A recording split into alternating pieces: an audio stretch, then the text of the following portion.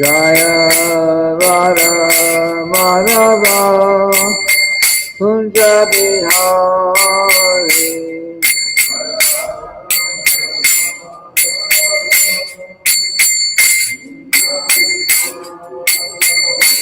Jaya Radha Madhava Kunja Bihari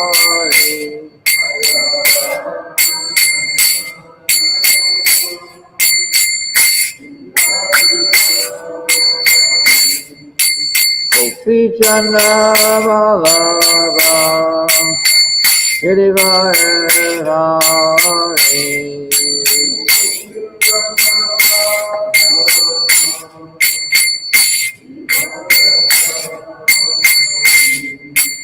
Gopi Chandra Ballabha Girivara Hari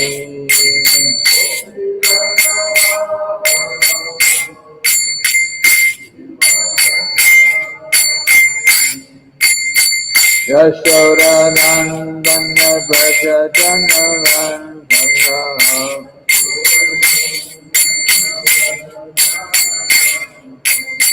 Yashoda Nandana Braja Janarandana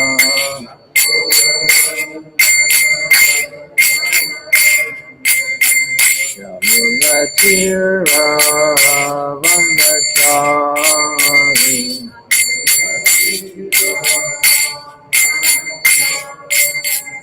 Yamuna Tira Vandachari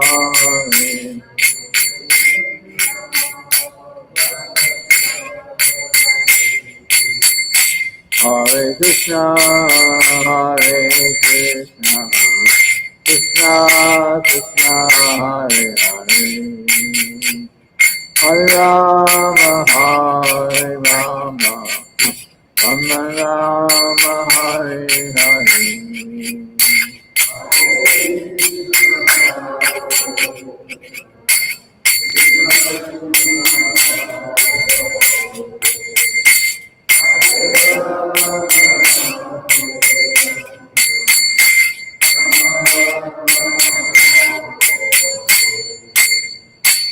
Srila Prabhupada ki jai. Om Namo Bhagavate Vasudevaya. Om Namo Bhagavate Vasudevaya. Om Namo Bhagavate Vasudevaya.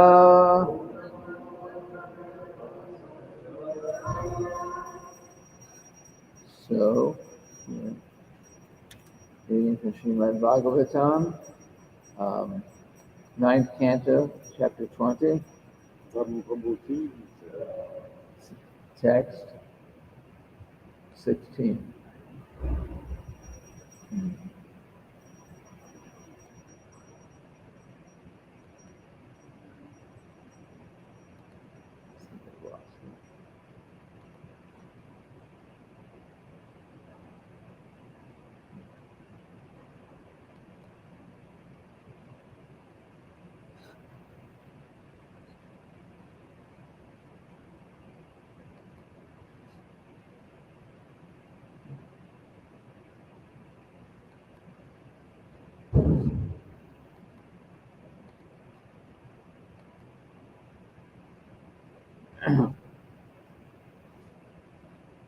Okay, we'll chant the Sanskrit.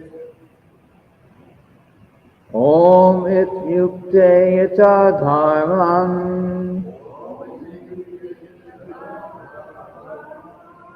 upaye me shakuntalam Gandharva vidina raja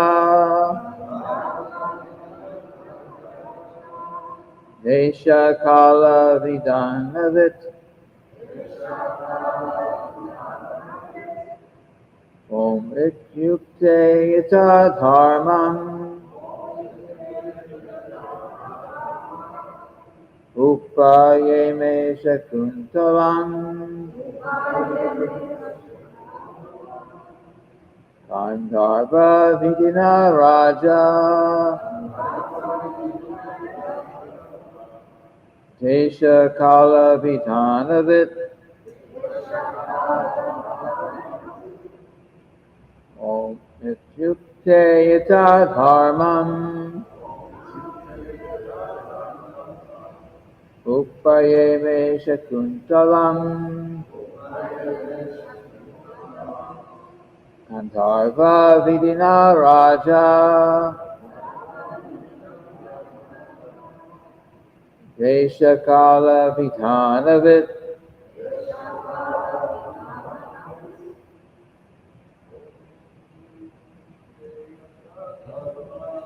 Om Ityukte Yata Dharmam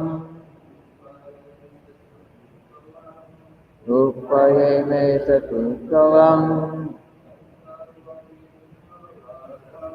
Gandharva Vidina Raja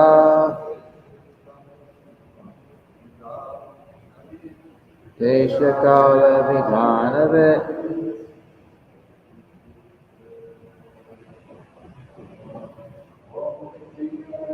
Yata Dharmam Upayeme Shakuntalam Gandharva Vidina Raja Deshakala Vidhanavit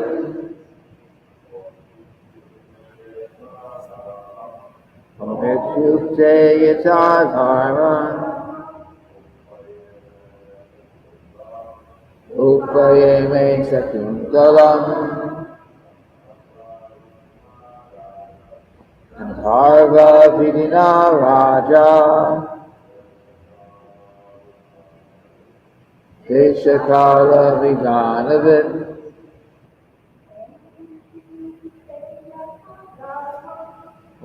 Yukte Yata Dharmam Upayeme Shakuntalam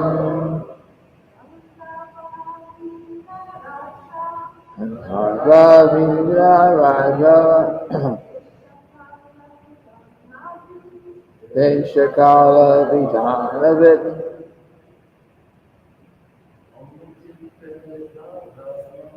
Omityukte Yata Dharmam Upayeme Shakuntalam Gandharva Vidina Raja Deshakala Vidhanavit Omityukte Yata Dharmam Upayeme Shakuntalam Gandharva Vidina Raja Deshakala Vidhanavit. Word for word synonyms. Om Iti Yukte. By reciting the Vedic Pranava, invoking the Supreme Personality of Godhead to witness the marriage.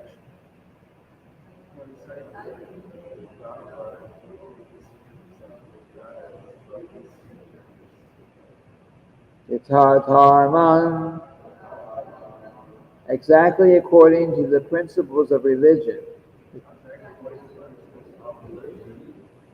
Because Narayana becomes the witness in an ordinary religious marriage also.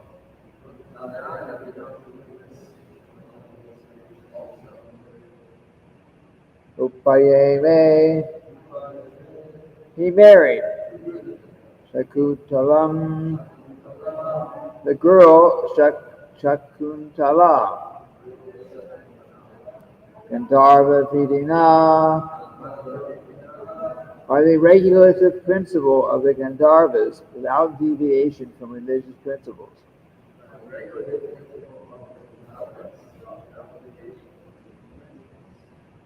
Raja, Maharaj Dushmata.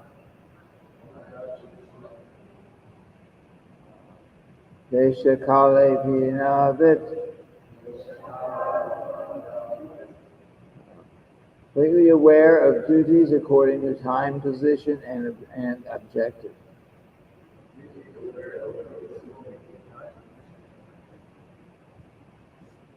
So,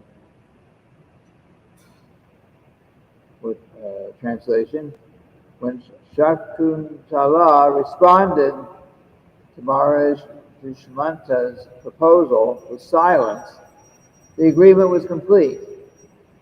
And then the king, who knew the laws of marriage, immediately married her by chanting the Vedic pranava, Omkar, in accordance with the marriage ceremony as performed among the Gandharvas.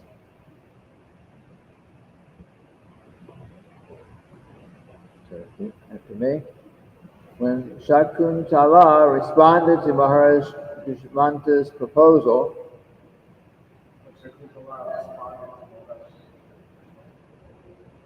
with silence, the agreement was complete. Then the king, who knew the laws of marriage, immediately married her by chanting the Vedic pranava, Omkar.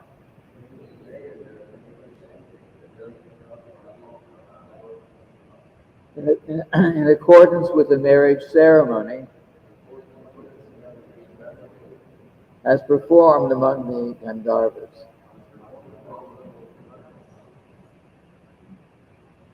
Srila Prabhupada's purport. The Omkar, Pranava, is the Supreme Personality of Godhead represented by letters. Bhagavad Gita says that the letters A-U-M combined together as Om, Om, represent the Supreme Lord. Religious principles are meant to invoke the blessings and mercy of the Supreme Personality of Godhead, Krishna, who says in Bhagavad Gita that he is personally present in sexual desires that are not contrary to religious principles. The word vidina means according to religious principles.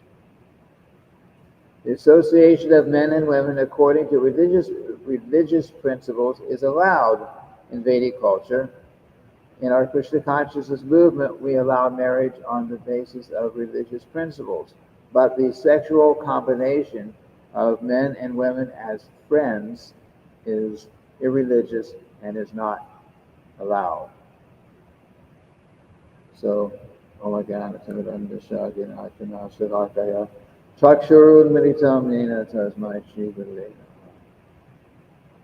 so yesterday we were reading how the king, Maharaj Dushmanta, had requested Shakuntala to marry him. And in this verse, she is responding. Her response was to not say anything. But they say silence means acceptance. Because that term, silence means acceptance. So she didn't object. She remained silent. So because she remained silent, when he proposed that to accept that he wanted to marry her, then she naturally she didn't speak anything, so it was understood that okay, you're not objecting, so therefore the marriage is complete. And then he chanted the Omkar, Om. Maybe there's something more to it, but the Om means is representative of Krishna. It's like the Hare Krishna mantra. But so you might ask if the Om is like the Hare Krishna mantra, why don't we just chant Om? whole morning japa time. Om, like that, or Om, how it's pronounced properly. But why? Because Lord Chaitanya didn't teach that. He taught us to chant the holy names of the Lord, specifically, especially the Hare Krishna mantra. He didn't teach us to sit down and chant Om. Still, sometimes people do this. There was someone who came here sometimes and would chant like that. But in any case, that was the king chanted that, and it made the marriage complete. And of course, Prabhupada brings up again, as he has many times throughout Srimad-bhagavatam, that uh,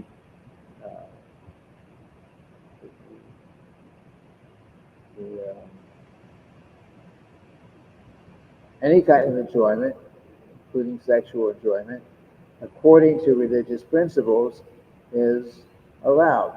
Actually, Krishna is a religious principle. It's something which will also religious principle means the Vedic scriptures teach us, say you can do this, you cannot do this. So, religious principle here means man and woman can come together.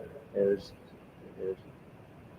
usually some kind of desire for material enjoyment, sexual enjoyment especially, and and and they come together in marriage, then it's allowed. It's allowed.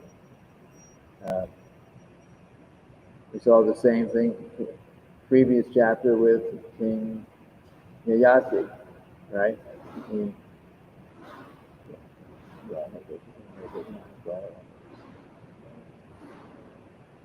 It's like King Yayati. He also accepted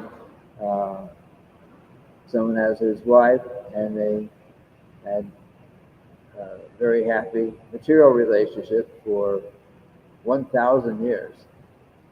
So but ultimately he became disgusted with it, and he decided to give everything up and concentrate simply on Lord's devotional service. So I'm not sure where this chapter will go as far as this particular king, but at the moment he's accepting her as his wife, and because he has, and she no doubt has, lusty desires. So because they're doing this according to the religious principles, then it's allowed. It's allowed, and it will ultimately help them to become liberated in the end. Because you can't, a person can't just automatically, without any consideration, just completely surrender to Krishna. It's difficult. If we have many material desires, then it's very difficult to just give them up and take up the path of Krishna consciousness. So therefore, like Srila Prabhupada said, said his spiritual master, his disciples primarily were brahmacharis and sannyasis, not so much grihastha. Mostly it was brahmacharis and sannyasis, and of course the Sri Bhaktisiddhanta established the Gaudiya math. So a math is a little different than a temple.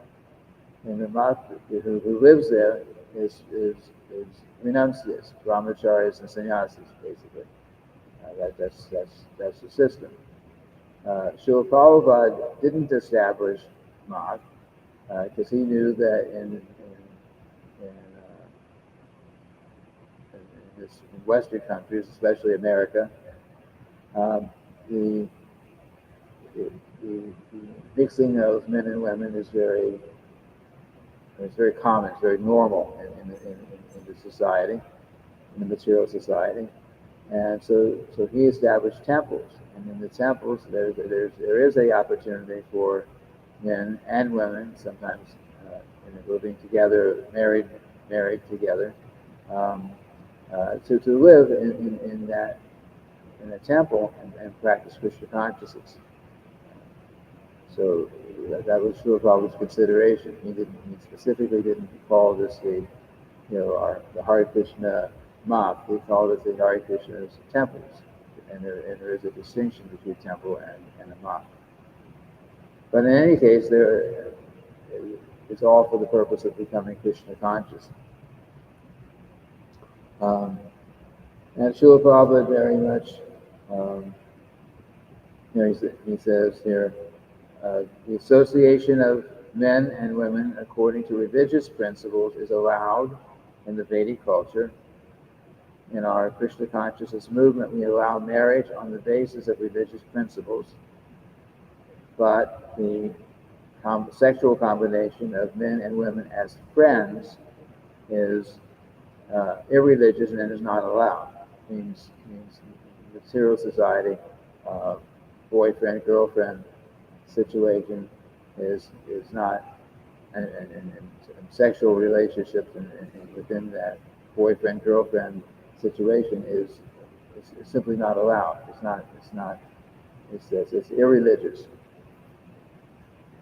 And in the Srimad-bhagavatam, in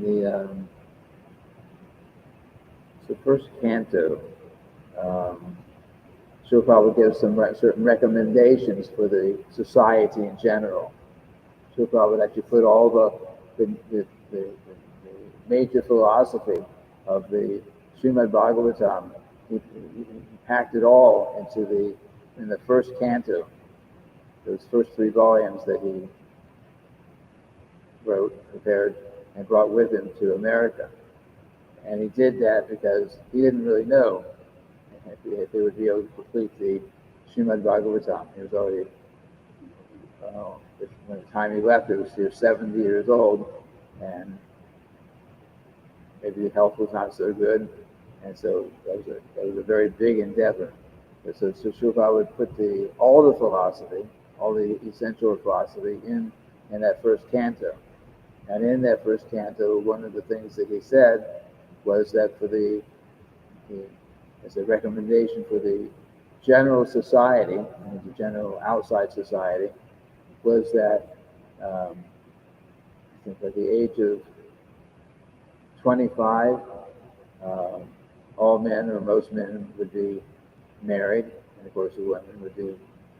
The women would be married also, and he also recommended here in that section. He also recommended that for the benefit of society, the two compulsory days. I mean, as the government suggested, the government would require 2 days in a month where there would be no grains eaten into Kadasi.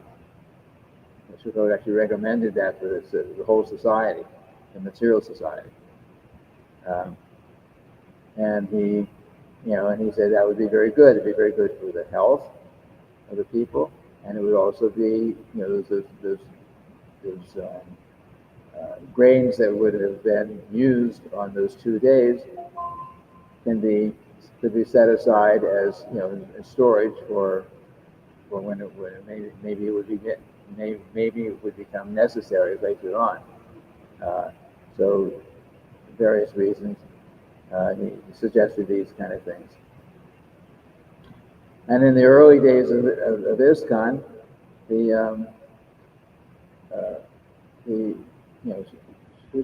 most of his early followers were hippies, and hippie life meant very loose association between men and women. There was very loose association, and so Srila Prabhupada early on started with his very first followers who were like that. He encouraged, actually he he made the arrangements, marriage arrangements, uh, and he would perform the marriage ceremony himself. And sometimes it's said that a sannyasi, someone might say, why would a sannyasi be performing marriages for the men and women who want to get married? Why would a sannyasi be doing that? But Srila Prabhupada pointed out that a sannyasi and anyone following the Vedic path should not reject anything which is favorable for becoming Krishna conscious. So Srila Prabhupada saw that forming these marriages so that the one man and one woman together, not loose relationships with everyone else. He saw that would be favorable for people to become devotees, to become Krishna conscious. So he introduced that. Of course, he became a little bit unhappy that some of the early devotees that he had married and others who came and got married later on were not serious about their relationships. You married and then you decide, now I want to leave this one and go to this one. I want to leave this one and I go to that one. And Srila Prabhupada did not like that at all. And he got to a point that he said, okay, you want to get married, you get married, but you get married by the civil system out in the material society, and then after a year or two, if you can still be together, then you can do the fire sacrifice after that, because Srila Prabhupada took the fire sacrifice in the marriage to be very it's sacred. It's not you're promising to Krishna. You're promising to Lord Krishna. You're promising the spiritual master. You're promising in front of the witnesses, all of the devotees that might be attending the wedding, that these vows are being made marriage vows are being made, so that they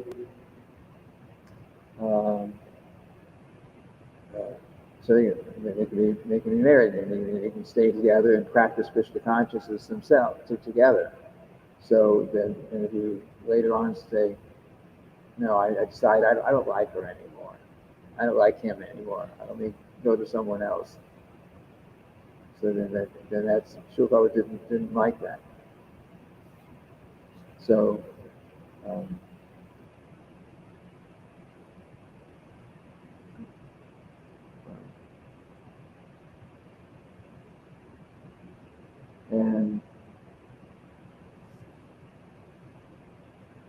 and then I know you mentioned this recently, but it's related to this particular verse also, that there was a time Srila Prabhupada was asked to, there was some meeting of people in the material society, and there was a lot of problem. There is a lot of problem, and they were discussing this problem, basically of illicit sex, and of course all the bad results that come from it, the broken families, the abortions come because people get pregnant and they don't want to deal with the responsibility and all these things. And so they were having these meetings, and somehow or other Srila Prabhupada was there, or was invited to be there, and so he was asked to also speak, give his opinion about how to deal with this. And Srila Prabhupada, first Srila Prabhupada was thinking, what can I tell them that they'll accept? But Srila Prabhupada was very straightforward in his everything. he sometimes was doubtful what to say, but he was straightforward ultimately, and he did not, as we say in the West, beat around the bush. He was not indirect and a lot of flowery words and this thing and that. And he was direct, and his direct statement was that there's actually the of all he said there are 8,400,000 species of life in the universe, according to the Vedas, and there's 8,400,000 species of life. Most of them are, plants and animals, but only the human beings have the ability to control their senses. The animals have they have no control like that.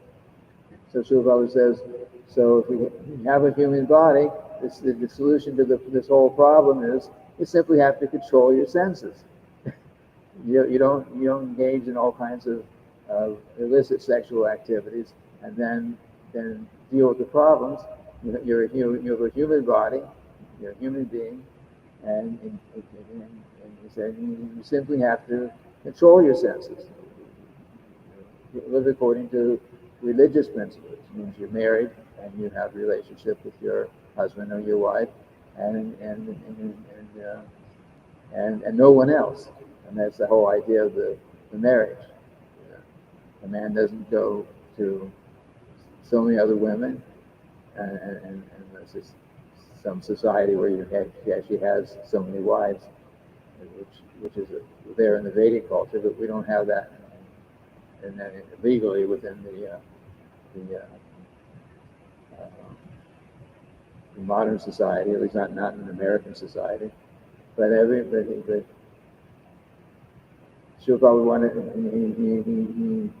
he was making that clear that that you want to solve this problem. You solve the problem by simply acting as a real human being, controlling your senses. You keep your sexual relationships within marriage, and don't go outside of that particular relationship between husband and wife. And I guess people usually think, how is it possible we can't control? We have so many desires. But Srila Prabhupada says you can and you must control your senses. And actually, the people there were actually very much appreciated what he said.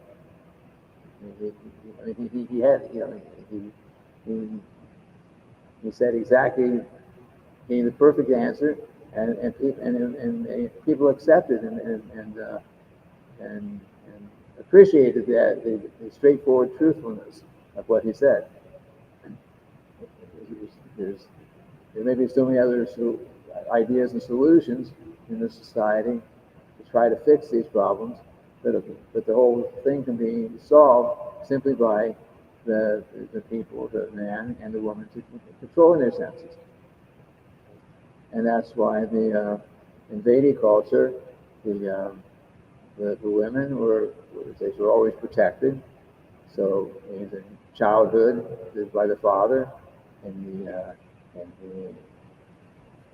later age, under the protection of a husband, and these marriages were usually set up Vedically. They're set up at a young age, especially for the girls. It was a fairly young age, and then in the old age, the ladies who were under the control, under the protection of maybe a grown-up son or some elder man who would also give guidance and protection.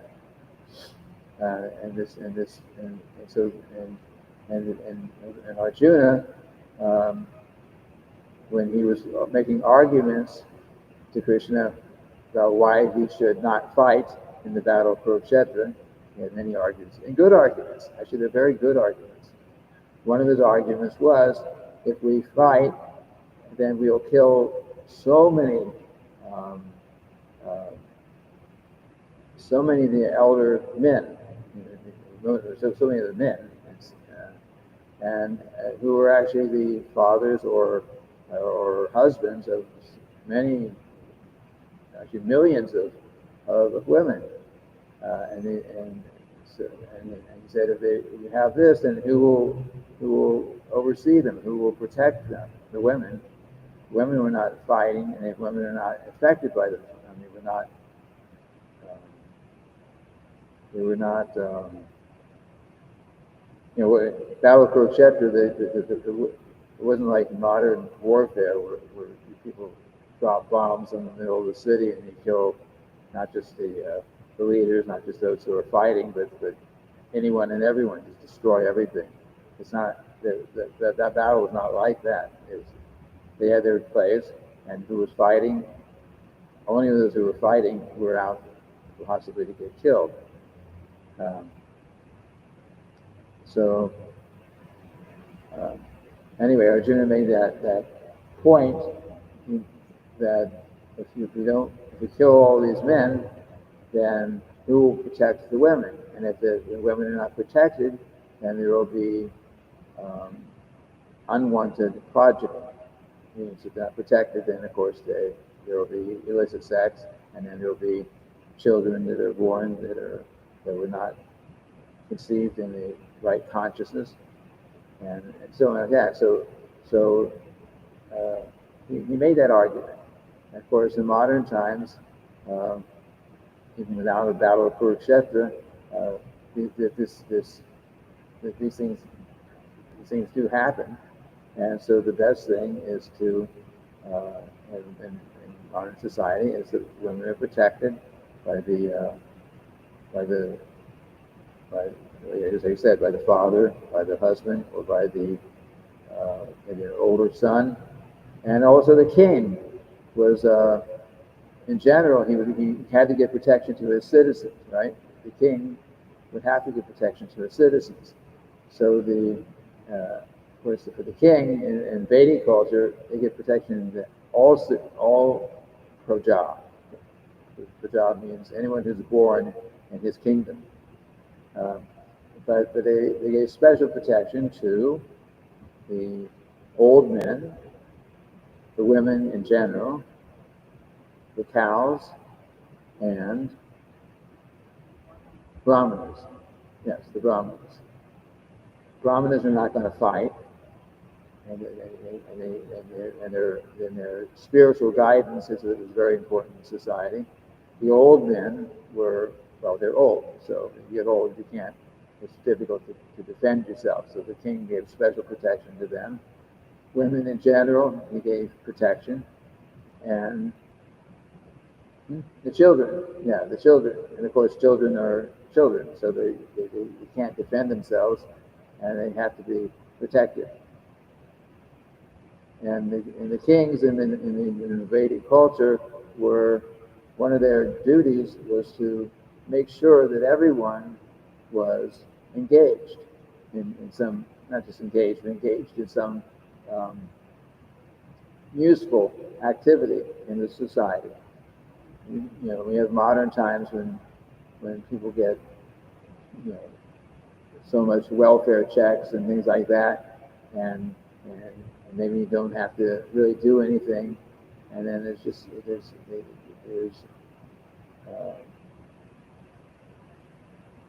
and then the idle mind idle mind is a devil's workshop. But the king had to make sure that people in general were engaged in performing their duty according to their position in society, and in general, they had to be engaged. Nobody could be idle. Nobody could be idle within the material society. And of course, and then also, if you were claiming to be Brahmana and you were acting against the Brahminical religious principles, then that was also not acceptable. You were supposed to be a king, but you're an irreligious king, then that was also not acceptable. So this is Vedic culture.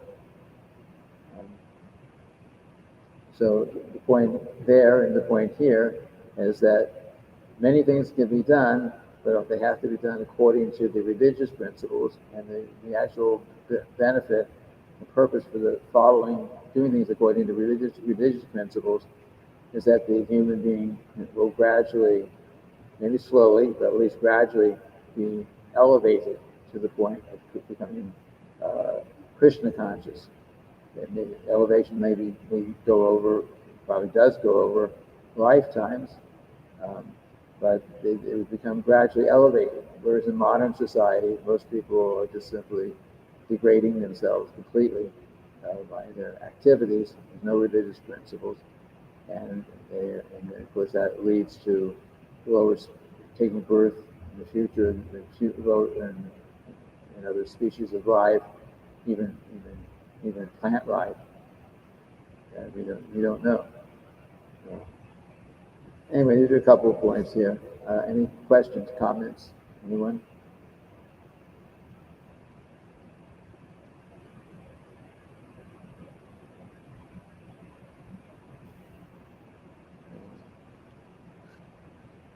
So, if nobody left anything outside.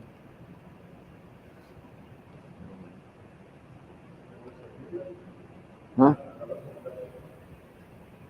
I don't. Well, it wasn't. I didn't have a video of that. I was going to go to read something, but now it's the end of the class time. I tried several days to do this, and somehow the internet was not working. It's just today we were getting up and running again.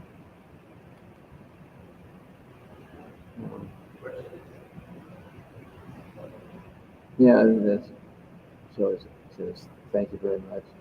No questions here. Okay, so there are no questions. Then we will end for today and continue tomorrow. Shri Prabhupada ki jai.